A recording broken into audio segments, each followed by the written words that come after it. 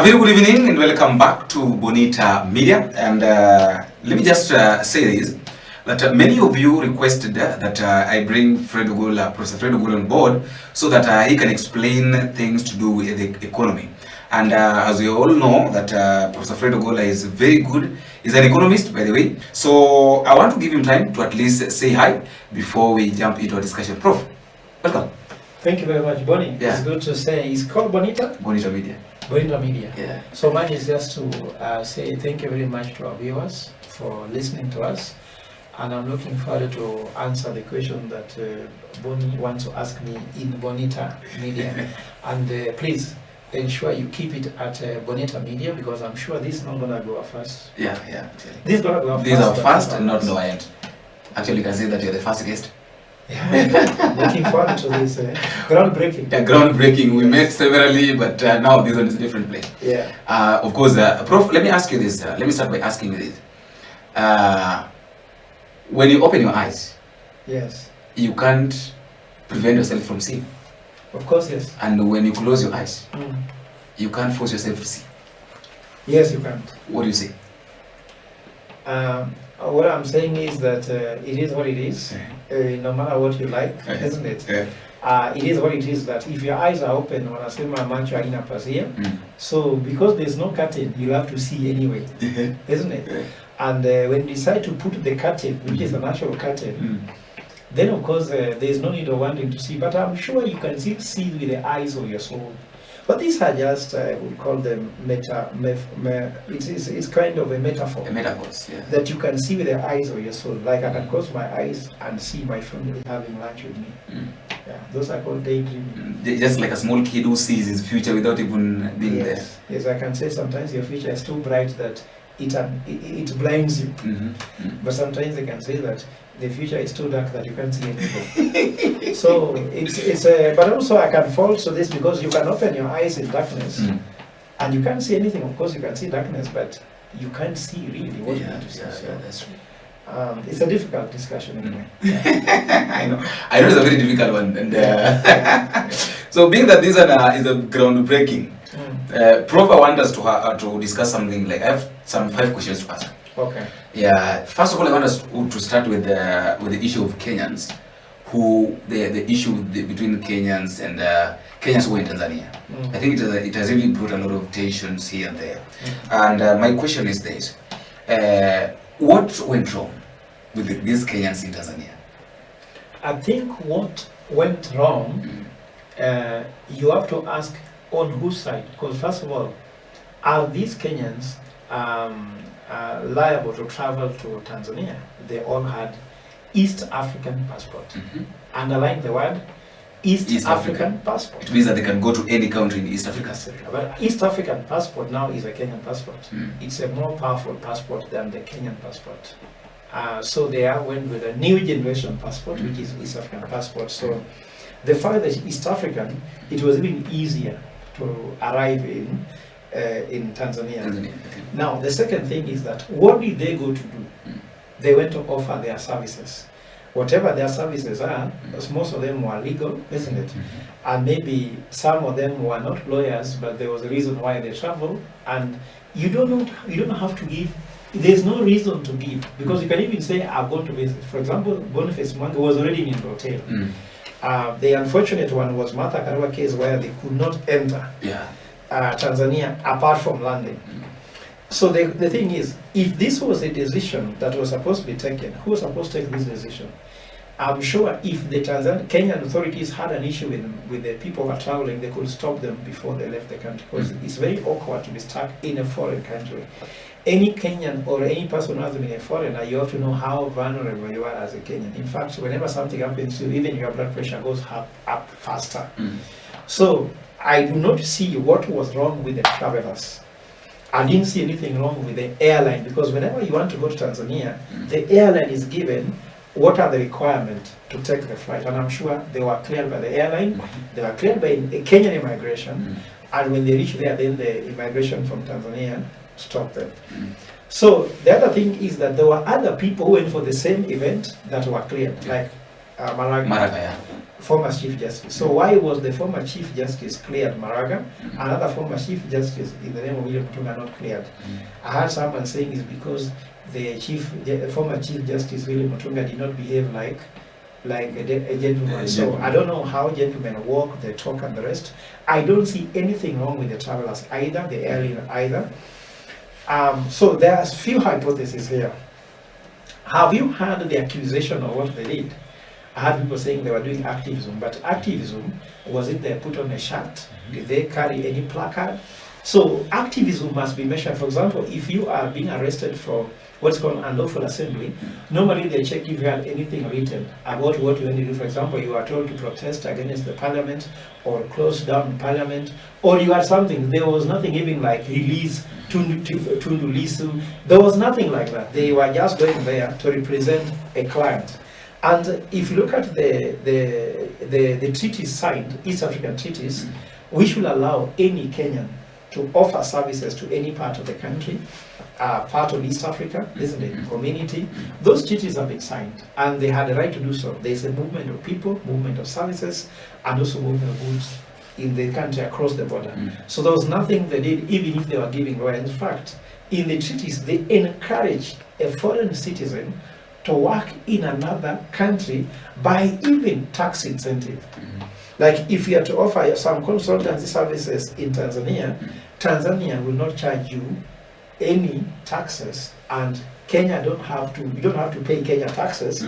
This is to encourage people to travel, because when you travel, you mix, you bring expertise and the rest, to make the foreign professionals more competitive.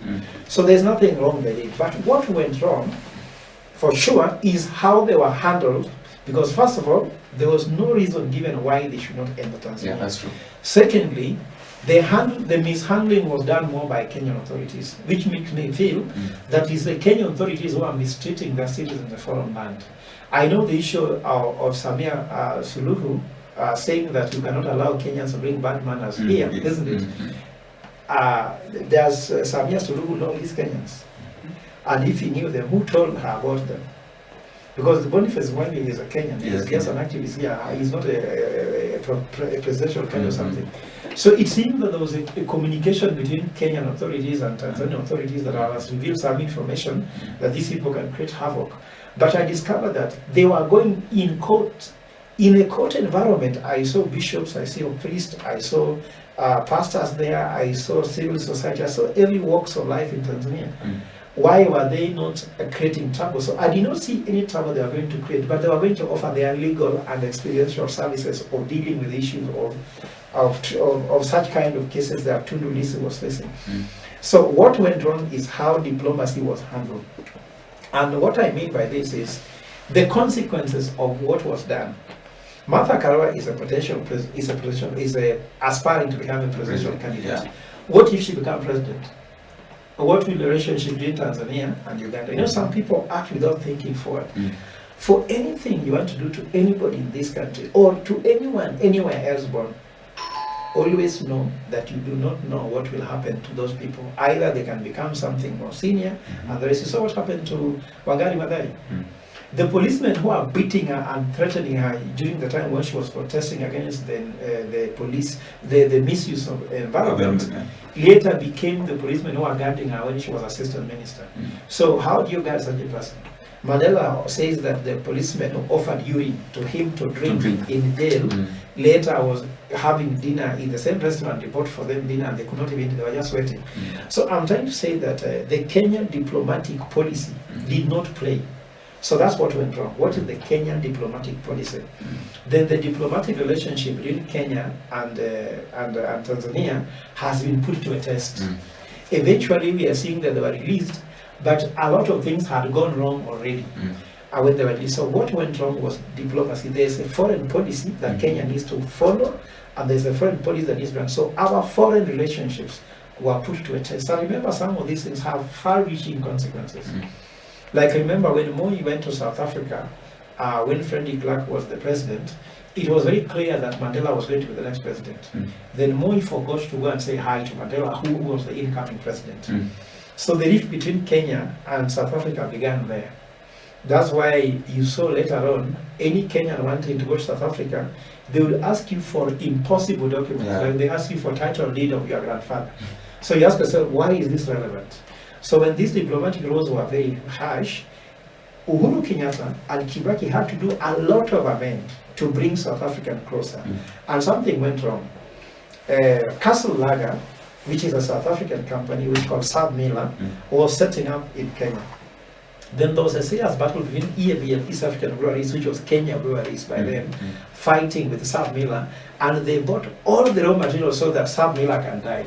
So South African companies saw that Kenyans are having what's called non-cooperative strategies against them, and it became very difficult for Kenyan companies to thrive in South Africa, just like South African companies thrive here. Then South African companies started going to Uganda, to Tanzania, and they were doing well there, and Tanzanian companies in South Africa were doing well. So the siblings rivalry between neighboring countries is always a bad thing. You need always to have good relationship. I remember Tanzania has always also did something very wrong. It was very wrong for a president like Samia Suluhu, who is a president of a country that is hosting East African community, to mistreat any other foreign country within East African region. Because then we ask ourselves, is Tanzania hospitable enough to host East African community when they can be intolerant against other citizens? So these questions will have far-reaching effect whether there can be an economic integration across East Africa, because you're talking about economic integration, where there will be this free border relationship, isn't it?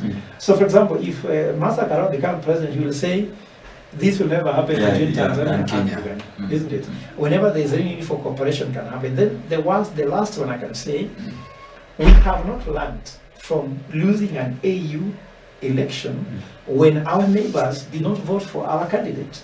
Raila Odinga lost maybe because of this foreign policy, and the Kenyans were looking like they can do anything in the foreign environment. Remember, your reputation comes from your perception, and that perception and reputation can only disappear with generations. So the generations of Boni Mwangi, the generations of Martha Karua, the generation of William Mutunga, and the generations of Hanifa, they will remain knowing that Tanzanians are intolerant. Should they have anyone who is, for example, foreign minister, because you can find that Boniface Mwangi can be a foreign affairs minister, you never know. How will they relate with Tanzanians? I remember in Kenya we have invited and welcomed Tanzanians to work here. Some of them are even journalists, isn't it?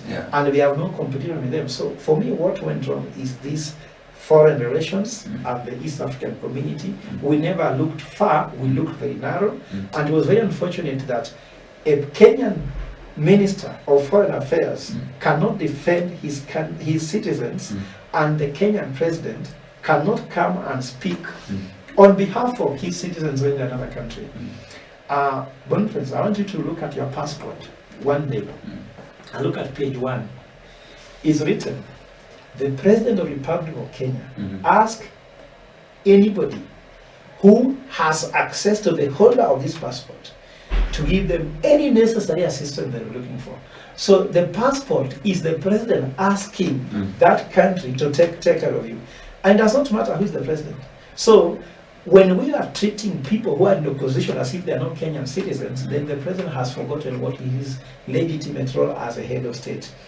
A head of state cannot suspend the Bill of Rights, which is written, is ensuring even if you are a thief, you are still being protected by Bill of Rights. So no matter how you call them opposition, activists, Martha Karua had all the rights in the passport written, and they were supposed to offer any necessary support to Martha Karua to achieve anything she was to do there.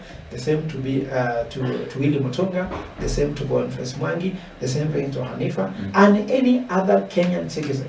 But I'm sure now some Kenyans are now scared and wondering whether it is enough to go to that place. And I think it has been a lost opportunity for Tanzania, because remember that some people will never be using. If you have to travel to another country, you cannot pass through Tanzania because you might be deported.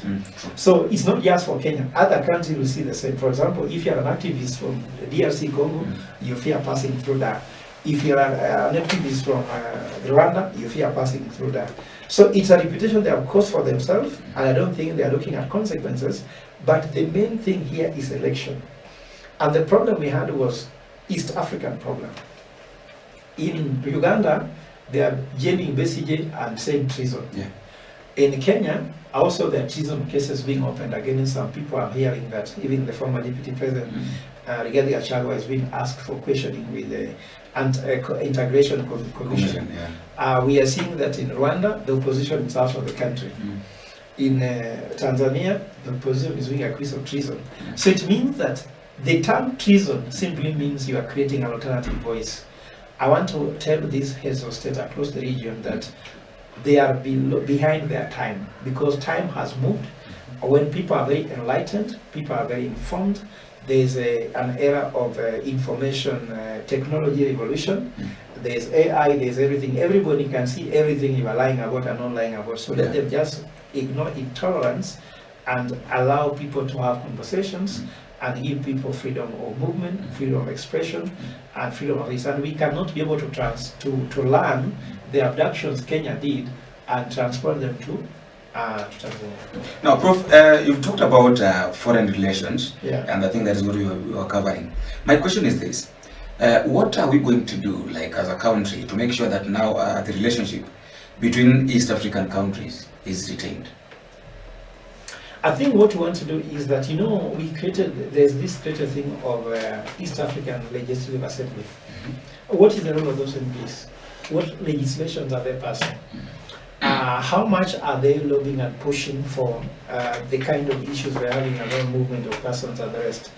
But at the same time, East African community should not be seen only in passports, should not be seen only in laws, but they should be seen in the actual relationship people have. How comfortable are Tanzanians with Kenyans? Tanzanians believe Kenyans are a little too aggressive and also sometimes even rude, isn't it? Kenyans also have a bad impression about Tanzanians. Kenyans think that Tanzanians are slow, isn't it? And sometimes they even think they are uneducated, yet that may not be true. So we have a lot of prejudices that we have to kill. Remember also Uganda also believe that Kenyans are very aggressive. So they find East African, they find Kenyans very aggressive. Tanzanians, they see them, oh, you are not even knowledgeable because you know only Swahili. But they don't know that Tanzanians know Kiswahili, but Kiswahili is also a language to learn about chemistry, learn about biology and other things. They don't know that Tanzanians are also highly competent, only that they learn some of the subjects in Swahili. Remember, they have learned chemistry, biology, maths in Swahili. Do you know how to do maths in Swahili? Do you know how to do biology in Swahili and chemistry? For them, they know.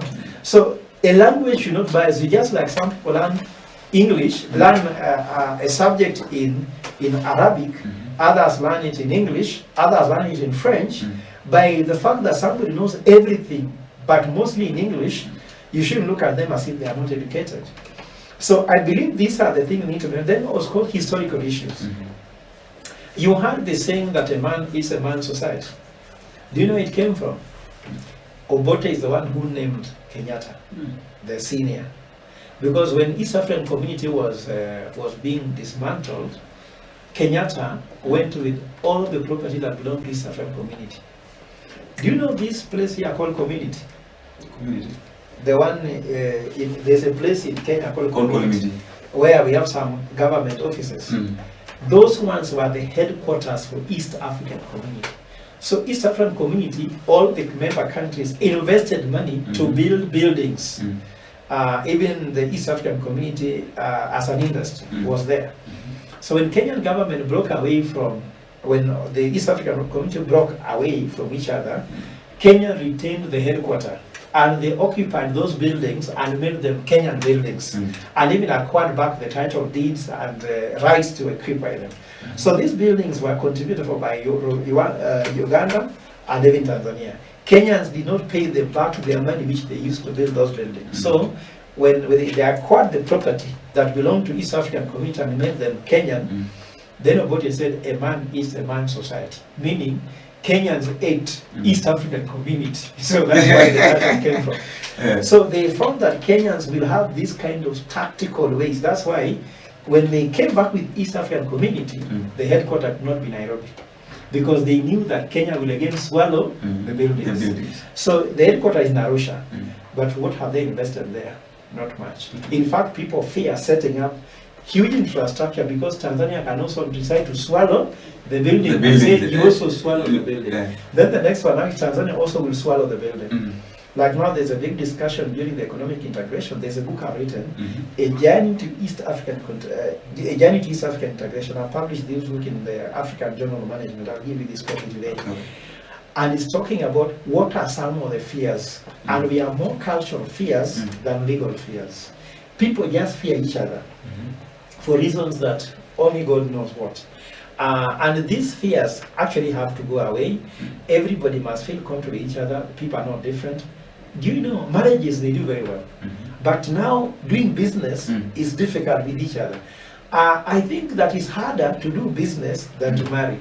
But marriages, do you know how many Kenyans are married from Tanzania? Like if you cross the border here in Namanga, and you go towards Arusha and Moshi, you find so many beautiful Chaga women, very beautiful. They are as light as this light blue. But Kenyans can marry them, but doing business becomes difficult. So the integration should begin from cultural, then move to economic, and then go to political, and then later we can have a full East African community integration. And the main thing I'm telling people, feel free. Everybody has their competence, everybody has got the diversity, people are gifted differently, and use the diversity in East African community to grow. Like you find DRC and Kenya, in terms of business, there is not much problem. Because in DRC, the people in DRC know Kenya is superior. But you see, Tanzania believes they are not very far from where Kenya is. That's true. So they believe they can compete. So where people already know who is superior to the other, there's no problem. But where people feel they can outdo each other, then there's a problem. You talked about aggressiveness. And that one reminds me. I don't know how you're going to explain it. There are two people in this country who have been on the limelight. Like the other day we saw Natembea, the Milimani Lokot, where he was arrested by the EACC, and then we also had Rigathi Gachagua being followed. So do you think that this is caused by the way they are very much aggressive? They're talking about the government. You know, they are against the government.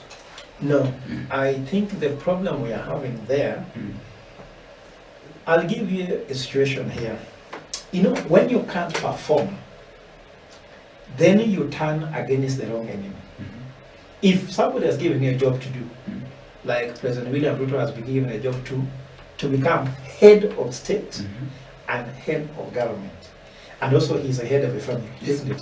So as a head of family, I don't involve myself, because those are personal things we don't involve. Because that is by professionalism, you don't do that. But let me evaluate him as head of state. A head of state is ceremonial, isn't it? By showing some values, professionalism, isn't it? How much is William RUTO an example to any person who is a leader in Kenya? On, for example, in corruption, is he your example? In terms of performing his duties, is he your example? In terms of character, is he an example? In terms of inspiration, is he an example? So, as head of state, it's very simple. What would you like to take and maybe emulate after him? So that's what a head of state should be doing. Head of state, now head of government has a function, which is economics. How do you ensure standard of living? 2, healthcare, isn't it? 3, how do you ensure education? How do you ensure national security, isn't it? And then how do you ensure rule of law? So as a head of government, the president has failed in all those five things I've talked about. So I would like to give you an analogy that if a dog is in charge of taking care of the security of a home, and the dog discovers that he is incapable of doing it, the dog normally turns back and bites the owner. So by biting Natembea, by biting Gachagua, and not only them, the dog also turned and was biting Gen Z when they came with the protest, isn't it? The dog now is biting Boniface Mwai. How many people has this dog bitten? Very many. But what is the real enemy? The real enemy is The economy. When the economy is not working, people start fighting. Just like at home, if you're a husband, you discover when there's no money, the husband can start beating the wife, isn't it? If you can't perform as a man, you know, a man has a function at home, isn't it? Yeah. If you can't do them, you can beat the children. When children are hungry, they have no food, you beat them up, isn't it? What's the real enemy? Hunger, isn't it? When kids cannot feel secure at home, isn't it? You can start beating the kids for crying for nothing, isn't it? What we should be fighting for is insecurity. When the kids cannot get education, they're being chased away by the school. They're at home. You might not go and look forward to pay school fees, but you start beating the children for making noise at home. Yeah. So William Ruto is attacking the wrong enemy, but the real enemy is not Gachagua. In fact, if William Ruto was to address these 5 things I've told you, standards of living, education, healthcare, economy, the issue of national security, and rule of law, Gachagua will be irrelevant, Natembeya will be irrelevant, the Tawe movement in Tanzania and Bungoma will die, isn't it? One-term shout by Gachagua will be completely irrelevant, and everything will end up being well. But if William Ruto continues this, Gachagua becomes relevant, Natembeya becomes relevant. In fact, Gachagua has emerged because of the failure of William Ruto. Natembeya has emerged because of that. The Gen Z have emerged because of his failure. So the main problem we are having is a systemic failure that is affecting this guy. And mark my word, what walks, what quacks, what looks like one term is one term. William Ruto walks like a one-term president, isn't it? William Ruto talks like a one-term president. Like when he's talking to suggest he's one-term. When William Ruto talks about economy, you discover this is a one-term guy. When he touches healthcare, he is a one-term. So everything is one-term now. The president himself, his economic policy called bottom-up, isn't it? Agricultural policy, which is about food security. You go to education. Education, the way it is functioning, is a one-term. Healthcare is one-term. Bill of Rights, rule of law, one-term. Everything is one-term. So what looks like a one-term, walks like a one-term, is a one-term. Just like they say, what looks like a duck, quacks like a duck, walks like a duck, is a duck. So that's what Ruto should focus on. The issue of Natembeya's character, Natembeya was just a little known person whom he has made himself. And let me tell you now, and this is take to the bank. In the issue of Natembeya is very different from Gachagua. What made Natembeya to be arrested at that time? The issue of corruption has always been there for years. Is Natembeya the only governor with corruption allegations? No.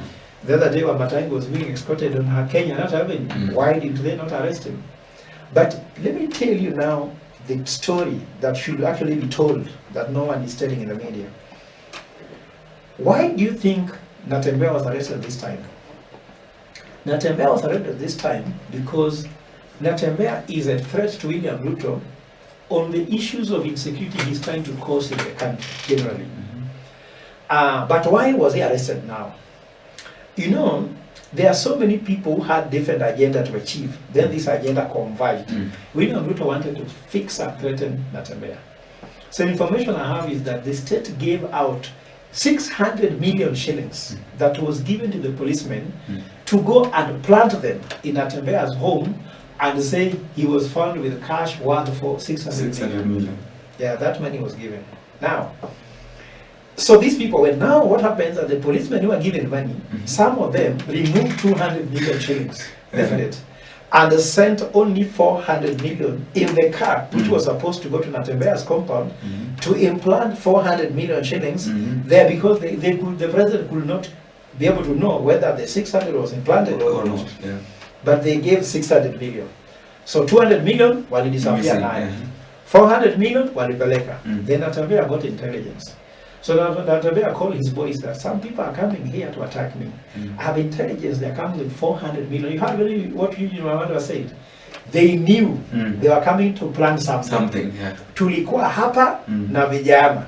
You had that statement from Eugene. Yeah. So when they said that walikuwa hapa na vijana, then these vijana were told wanatembea, those people have come with 400 million in the car. Kujeni mujilipe. So they were told, come and pay yourself. So they came. So look at how the car was damaged. Why were they fighting with the doors? You see those battle around the doors? Around the doors. These doors the boots and all that. Yeah, boots and doors where the money was.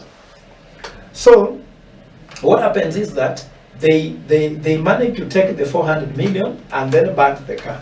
Because the car could not be burned before taking out. Because if they wanted to burn the car, they could not be fighting with the doors. So they have to ensure they have taken even the remaining 1,000 notes. And then after that they burned the car. Now, the people who are supposed to go and arrest Natembeya were given wrong information, the EACC official, that Natembeya has a lot of notes in his house. So those are EACC officials. Ethics and anti-corruption officials. Those ones you saw, isn't it? For them, normally they do this, and this is something you need to tell the world. When you see these people went to someone's house, they don't go because they're killing corruption. They have wind that you have stolen a lot of money and stuck them in your house. So when they come, the first thing they do is they take their share of the money. So if they find you with 1.2 billion shillings, isn't it? They can take 400 and declare they found 800 million. So unfortunately, when they went on Natembeya had got the information, they got nothing. So in this thing, there are losers and gainers. The first loser is William RUTO. His 600 million has gone and not achieved the intended outcome. The second loser are the EACC officials. For them, they went knowing there's money, which they got nothing, isn't it?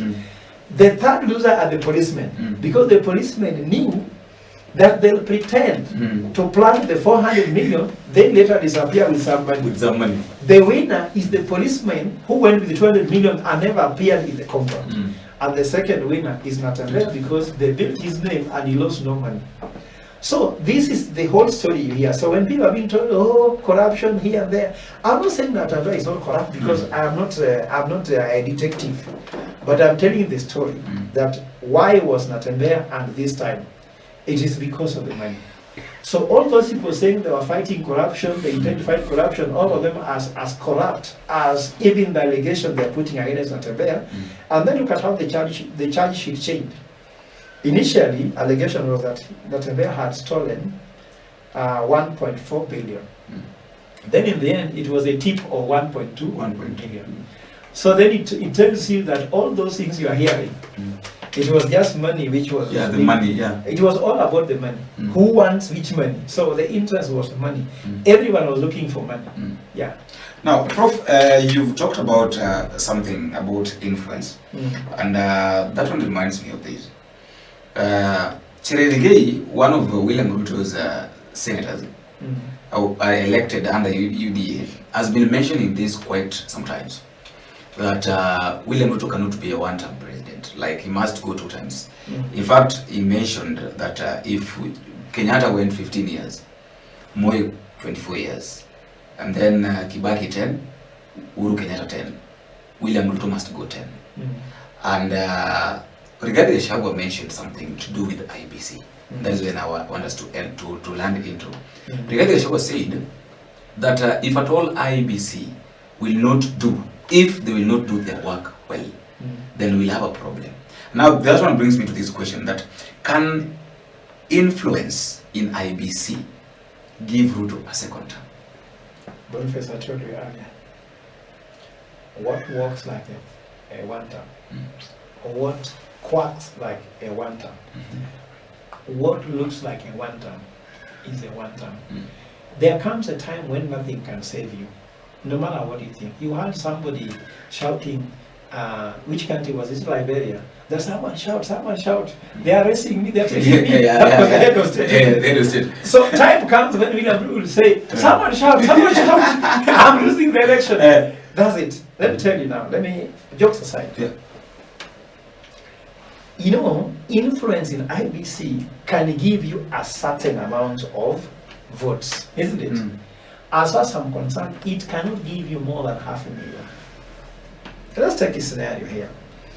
That William Ruto needs, let's talk a scenario that there will be 25 million registered voters in Kenya by the time we are going to an election. And let's just take a scenario whereby you 22 million will vote, which means you need 11 million plus 1 vote to become president, isn't it? Now, 11 million plus 1 vote, where will they come from? So remove Mount Kenya, take Rift Valley, isn't it? How much is from Rift Valley? Maximum will be 2.5. Let me just give 2.5, isn't it? Where else does William Ruto have that solid number? No. So what he can gather with a lot of crafting here and there can be around, let's give it 1 million. So that will be 3.5 million.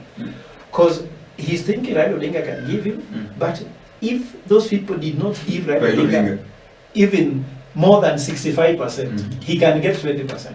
So I'm saying gathering from Rift Valley, gathering from Coast Province a little bit, and then whatever it is, because Ukabani will be locked in key. Central and gone. Central went a long time ago. Western are also gone. Western is gone, isn't it? So he will have 3.5 million. So 11 million plus 3.5 is what? 11 million plus 3.5, that is 14.5. No, 11 million minus. Or minus. Yeah. That is around let's 8. say 8. That is 8. 7.5 actually. 7.5 million. Now, to steal 7.5 million votes from IBC, remember that you have to steal these votes within 1 hour. The polling station opens at 6 and closes at 6. That means that you have to staff, because if they are not in the ballot box, where will you get them? Where will you get? If they are not in the ballot box, they will do an audit in every ballot box and find they are not there. So they have to ensure they staff the 7.8 million ballot boxes, votes in ballot boxes. Now look at another scenario. In Mount Kenya, he will not even have agents, because Mount Kenya will not even allow. Can you call yourself an agent of William Ruto in Mount Kenya? So you remove all the polling stations from Mount Kenya, they will not be part of the staffing. There's a population of how many million? That's around 7 million. 7 million, yeah. So Mount Kenya region, even if you go to Nakuru, all those places, you cannot staff ballot boxes for William Ruto. But you can staff them in Rift Valley, isn't it? Yeah. So if you look at out of the 37,000 polling stations, there might just be around 6,000 polling stations. Now, how can you staff 7.5 million votes in 6,000 polling stations? The turnout, what they call it, the turnout will not work. It will not math. Because if myself, I'll ensure that in Luo Nyanza, they'll know and will dare staff. That's why I have an ambition to run for presidency, to ensure that also we gather our votes from being staffed. Then someone will come and say, we are the one who made him president. Just like he staffed them in Mount Kenya, then said Mount Kenya voted for him. If you talk about the 3.7 million votes he got from Mount Kenya, maybe only 2 million came for him, but the rest were staffed, isn't it? So by stopping the staffing in the polling stations where people are saying 1 term. So if Coast sings 1 term, Nairobi sings 1 term, Luo Nyanza sings 1 term, Western sings 1 term, where can you get 7.5 million votes without surpassing the number of registered voters? So I'm telling you that it is an arithmetical impossibility.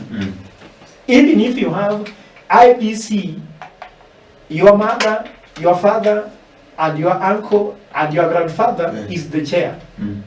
They will still tell you they cannot announce you as president. That's what I'm telling you. It is 1 term.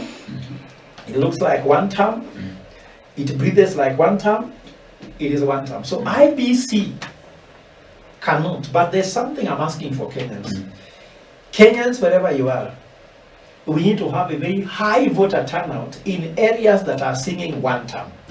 Once we have high voter turnout in areas of 1 term, it becomes impossible. Because if there's a low voter turnout in the country, then you can escape with a small percentage. You can escape with around 4 million, 5 million. 5 million, yeah. But if we hit 22 million, it becomes arithmetically impossible. So Kenyans giving up thinking that William Ruto is clever, he can steal. There is something you have forgotten.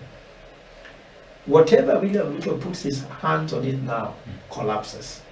So just like he put his hands in Sha, it collapses. Adani collapsed, isn't it? You talk about the issue of trying to abduct young people, it has finished him. He tried to put his hand in taking driver to AU, it failed. The same way in trying to put his hand in IBC, this time it will fail. And therefore it is one term.